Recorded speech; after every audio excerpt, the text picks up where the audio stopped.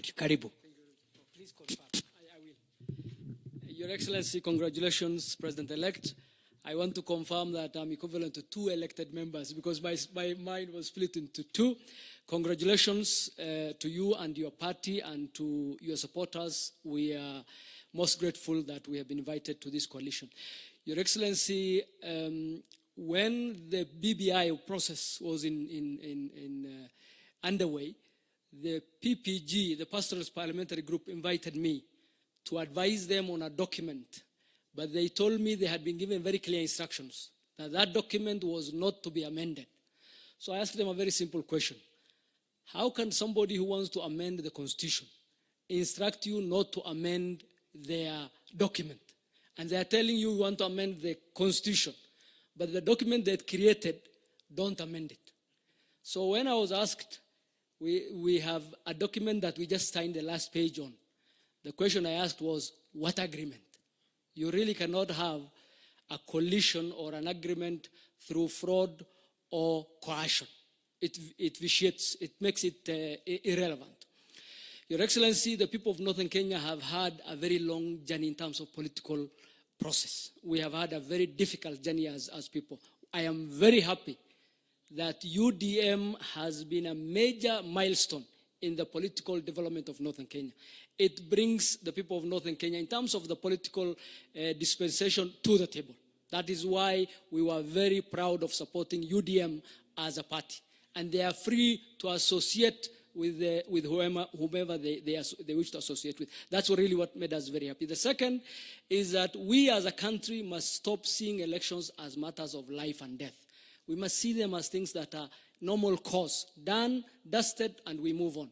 And we would really appeal to people in the country to see it in that form, see the President-elect, decide not to make this too long, and let us move to the next point as far as the country's livelihood is concerned. Finally, the people of Northern Kenya look to you with your promises and the hope you have created, and wish you well and promise to support you through that process. Asanteni sana.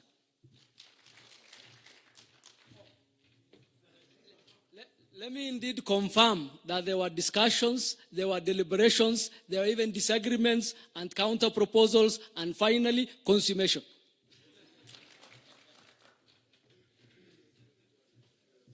For those who are wondering what to make out of this, the lawyers in the House, and I can see very senior lawyers here, a contract that is obtained by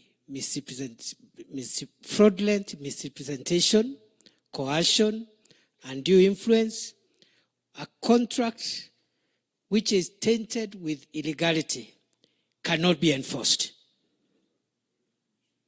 So if there is a contract or a coalition agreement signed through coercion, through threats, through concealment of material facts until you don't know what you're signing, they are in the same, those documents are in the same category with immoral contracts and illegal contracts. They are not enforceable. You cannot enforce an immoral contract. Having said so, allow me now to invite a man we have suffered together for supporting people who abandoned us later. The first majority leader of the National Assembly and my counterpart at that time, the Honorable President Duale, who was thrown out of office, not for any reason, but because he refused to be threatened and to live in fear and captivity. The Honorable Aden Bare Duale. Karibu sana.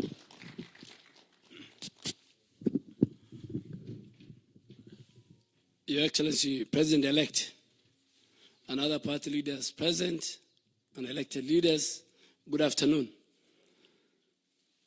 First, join me in congratulating Honorable Sane for, after long last, picking his certificate at Bomas, where you picked yours. He's a very rare member of parliament.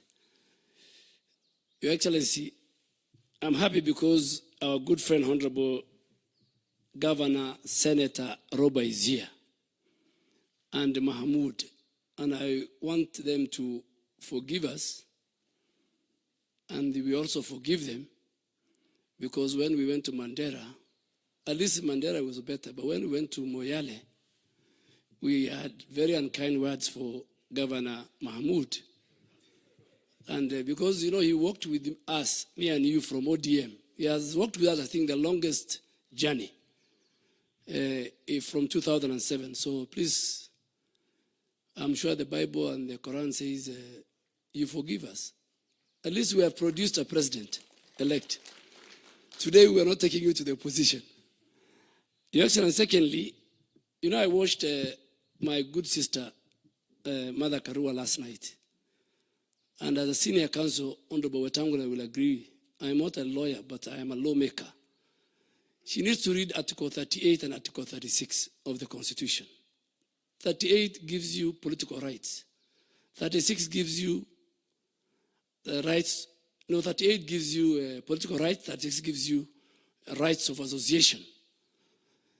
And I am happy that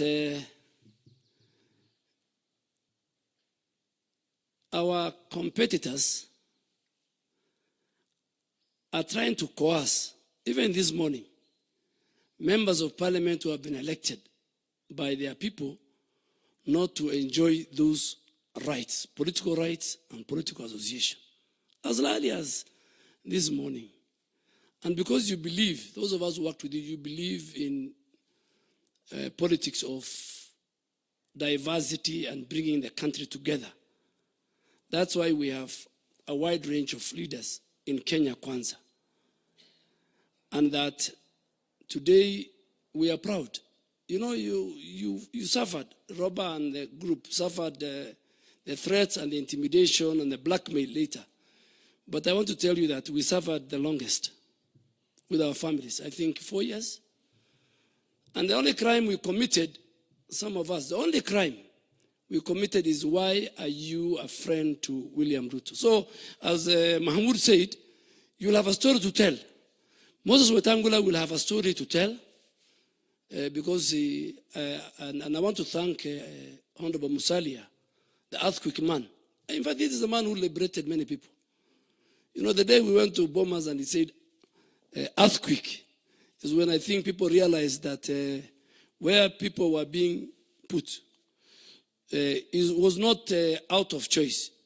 And we want to tell Mother Karua, in fact, I need to share with her, that even before you threaten people, can you first disclose the contents of the Azimio agreement? Even political parties and leaders don't know what contains Azimio agreement. So please walk to State House, pick the agreement from the outgoing president and chairman of Azimio, make it public to the rights of all those parties. And I think then you can ask members, individual members and parties not to leave. But Your Excellency, we are very happy that you're expanding the Kenya Kwanza family. It's a large family. It's a family that believes in freedom, and freedom has arrived.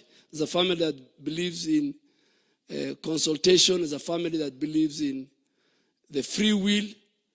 And now that freedom has arrived, I really want to ask other parties, please, including my former party, Jubilee. I met a number of them. So even Jubilee, a party which had 175 members, today has only less than 24.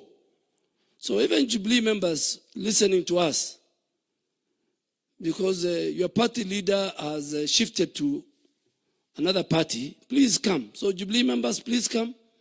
Even other parties led by Honorable Kalonzo Musyoka, we want to accommodate everybody and build one nation, one country. And Your Excellency, finally, this election has confirmed, under your leadership, that the politics of ethnicity has no place in the Kenyan political infrastructure. So thank you very much. Welcome home, UDM. This was before your home. You went, I think you had injury. You are back to the field and take your place. If you are number 9, Robert, you take your number 9. and I'm sure the captain sitting here and the deputy captain and the rest will make sure that you get the right jersey and be part of our team. We want a very strong team. Thank you very much.